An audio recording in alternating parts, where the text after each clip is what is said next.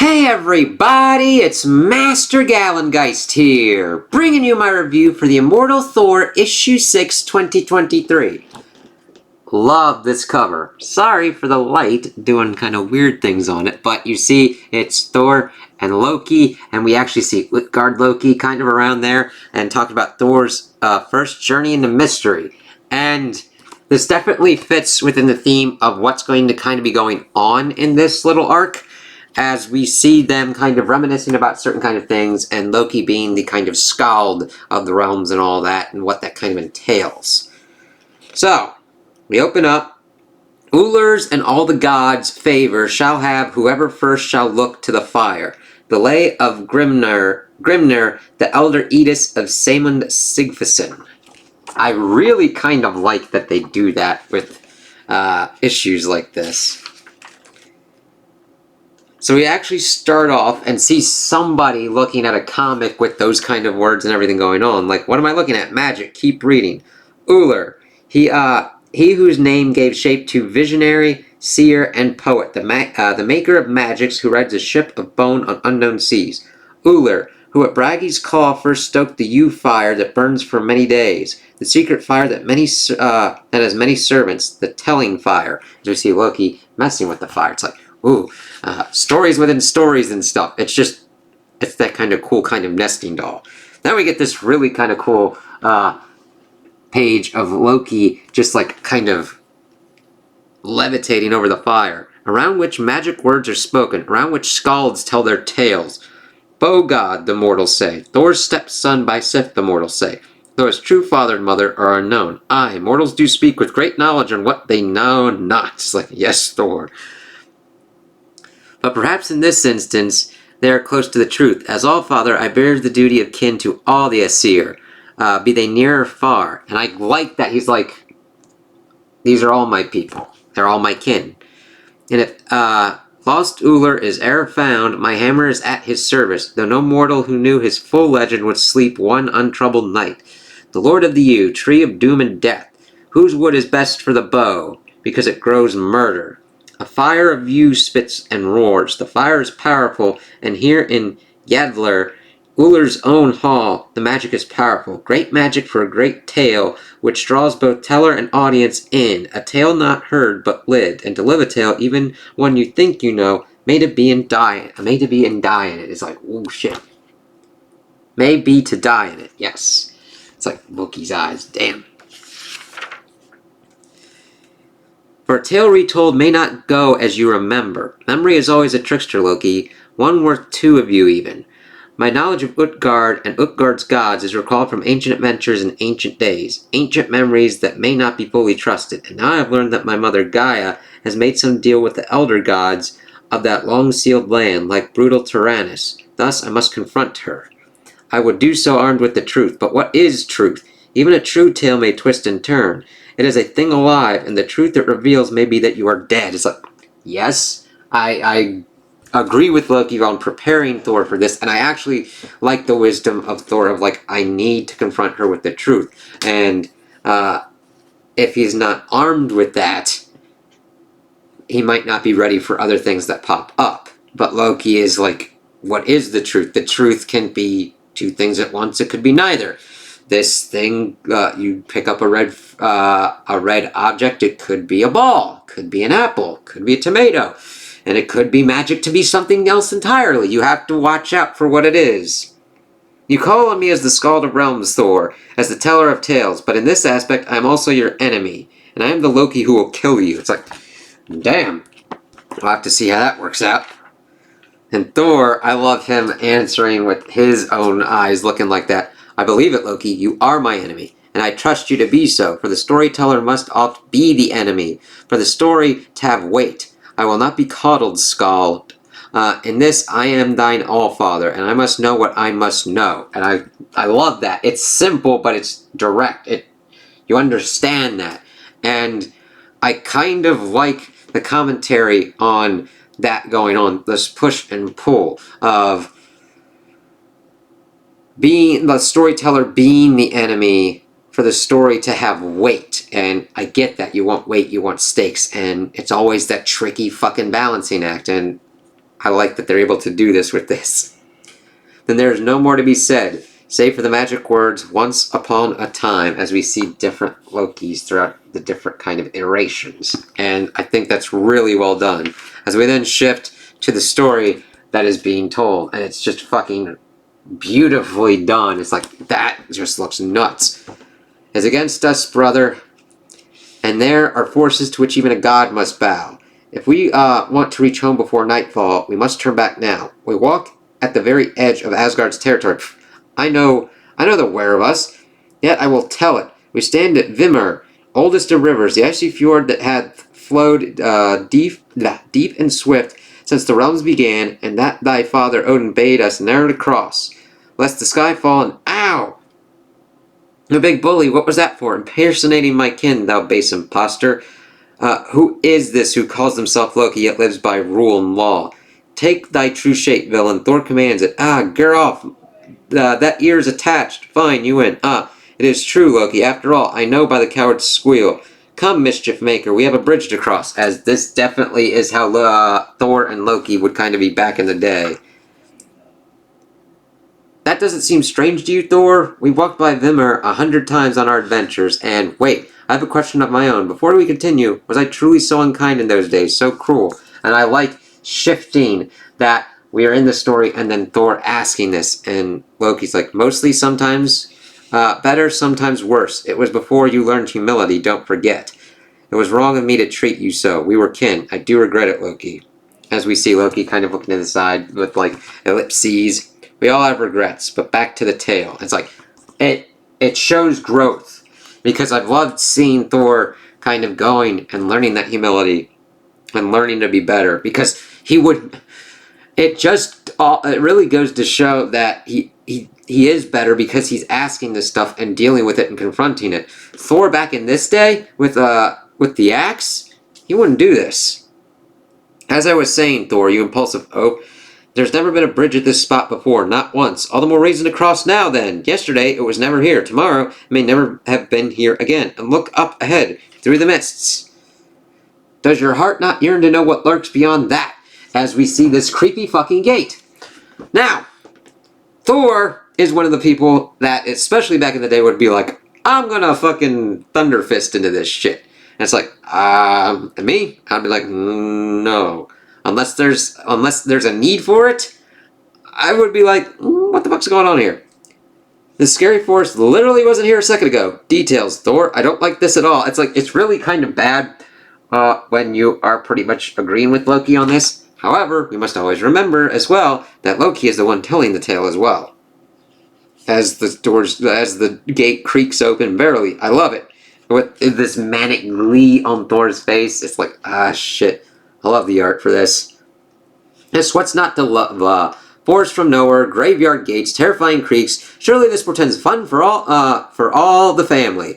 I'm off ski. Loki, shame on you. You would decline such a dramatic invitation? Fuck yes. I wouldn't have. This will not end well, brother. There's such a thing as one adventure too many. Even for Thor, legendary dunderheads of thunderheads. Loki, this is no mere adventure. This is myth. There are times when the spinners of fate's threads weave great tales for us. Now granted, even though Thor's being an asshole with this, I do like that. It's like, yeah, sometimes crazy-ass moments come at you. This is one such moment of trial. Should we run from it? Yes, right now, if it's my moment of trial, try me in absentia. There's no way you can make me, as he then grabs his ear and makes him come. At least switch to the other ear. So through the gate we went, but we followed your lead, Thor, and once again you were not humble. The path twisted to and fro. The trees grew larger, and the grass longer, with each step until we were as ants to it. Even the stars above took on strange new constellations. And all the time you forged on, heedless of all danger. For what danger could touch Odin's own son? And I like that Loki brings that up, because sometimes we need to be reminded of that, otherwise we forget the lessons that we learned from it. I was young and foolish, yet as I recall it, even turning back would not have aided us, because we're lost, hopelessly lost in an insane magic force. Yep. But fortunate are we, under your expert leadership, we're going to die of hunger before anything else kills us. You have a point, Trickster. Thor also could eat. Let us seek some place of shelter. As we then look and they find this kind of cave thing.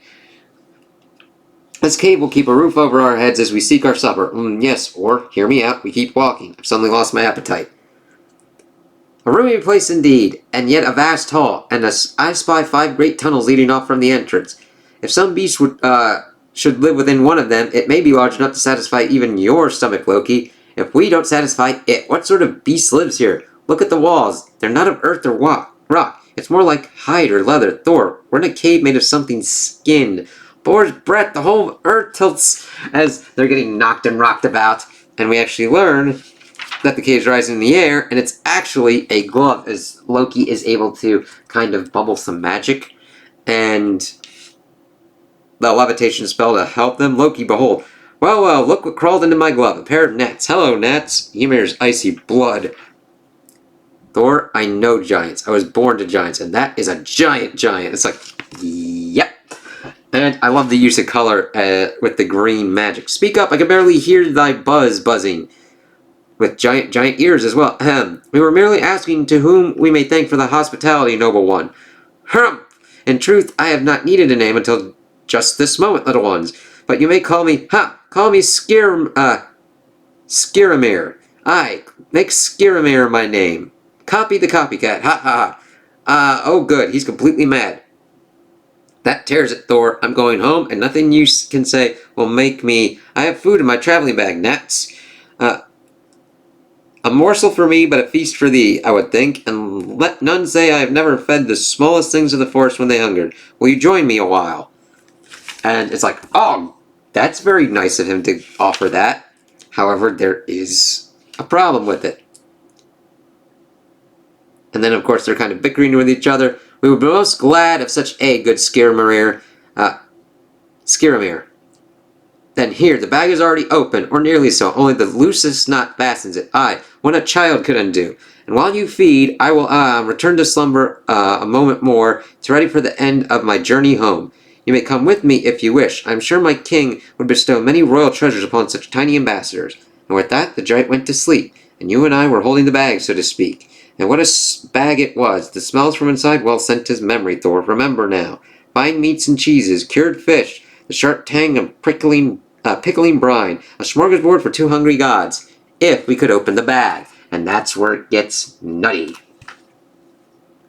Because Loki can't undo it with his magic, Thor thinks it's getting tighter, his strength and the axe can't do anything, and he thinks it's trickery, base trickery, and mischief. I shall not stand, foul Skiramir.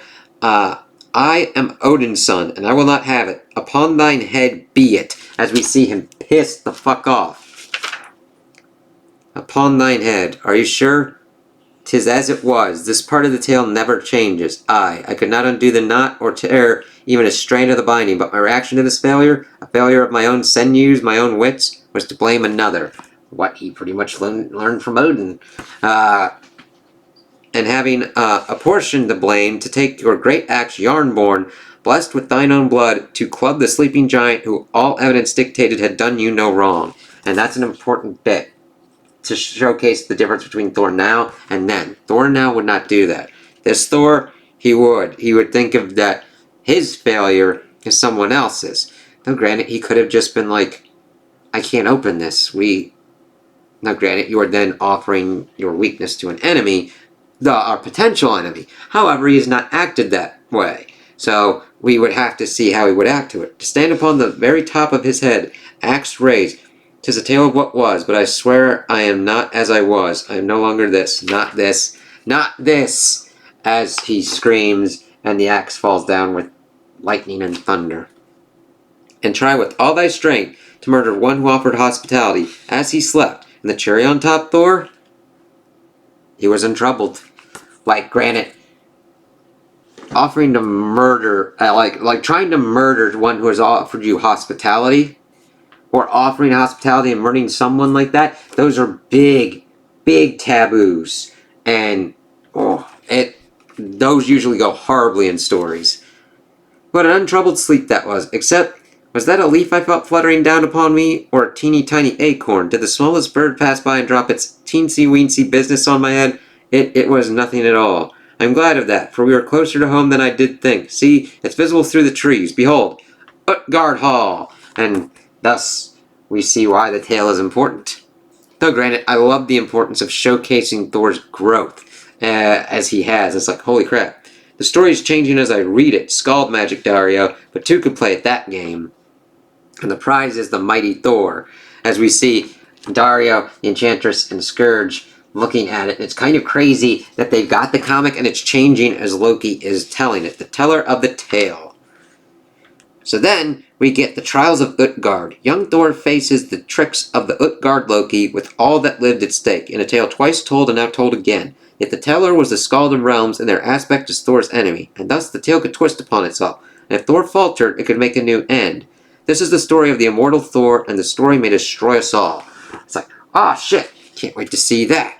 So, this was definitely an interesting one. We had more of kind of a traditional one dealing with Tyrannus, and I like this of Thor trying to gain information while still giving us action and character growth and development. This is a hard thing to do, because this would be more like, oh, this is just these two sitting down and telling stories of older things, but this is giving us information that could be important as we're dealing with these threats from Utgard and what is going on with Gaia, Thor's mother, and seeing that Dario and Enchantress and Scourge are involved and might be playing host to screwing around in the background that could be very dangerous for Thor and Loki. That's a really cool premise, and I've really like how they're able to get Thor as he is now and Thor as he was then, and also the difference between the characters and between the two time periods. And the art, I just love it. Like, it's a joy to look at and go through and see what kind of